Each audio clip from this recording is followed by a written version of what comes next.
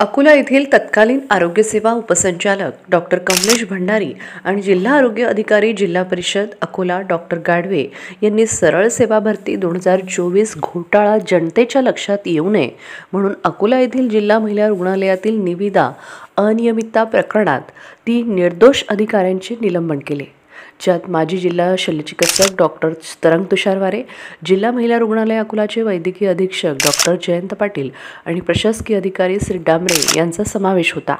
Doctor Kamlesh Bhandari, doctor Gadve आणि संपूर्ण चौकशी समितीने सरकारला बोगस अहवाल सादर करून या तिघांना निलंबित करण्याचा कट रचला। चौकशी अहवालात त्यांनी सरकारला खोटी माहिती दिली की प्रशासकीय मान्यता असलेल्या जिल्हा महिला रुग्णालयाच्या निविदेला प्रशासकीय मान्यता नाही, ज्या निविदेत सरकारने पैसे दिले नाहीत आणि कोणतेही बिल दिले गेले नाही, त्यात भ्रष्टाचार कसा होऊ शकतो।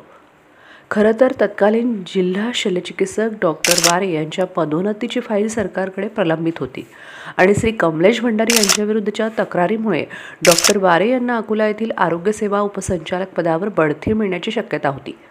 डॉक्टर वारे यांच्या आगमनाने सरळ सेवा भरती घोटाळा उघड होऊ नये म्हणून श्री भंडारी आणि श्री गाडवे यांनी बनावट चौकशी अहवाल पाठवून सरकारला 3 निर्दोष अधिकाऱ्यांना निलंबित करण्यास भाग पाडले। तत्कालीन उपसंचालक आरोग्य सेवा अकोला मंडळ श्री कमलेश भंडारी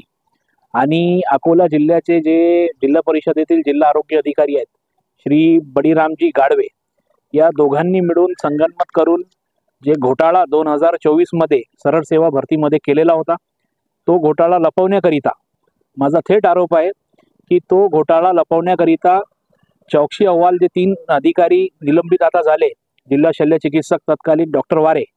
आणि जिल्हा वैद्यकीय अधीक्षक जिल्हा स्त्री रुग्णालय डॉक्टर पाटील, तसेच प्रशासकीय अधिकारी जिल्हा स्त्री रुग्णालय श्री डांबरे,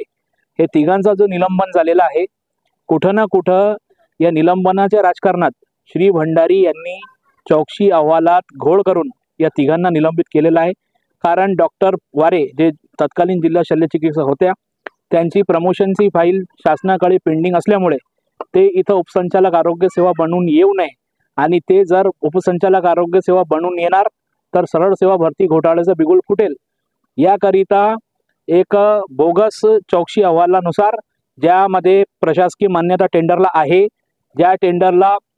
ग्रँट नव्हती, ज्या टेंडरचा पेमेंट झाला नाही, त्यामध्ये भ्रष्टाचाराचा आरोप करून या तिघांना षड्यंत्र रचून निलंबित केलेला आहे। याबाबत मी रामदासपेठ पोलीस स्टेशन अकोला येथे रीतसर तक्रार नोंदवलेली आहे। माझी मागणी आहे की या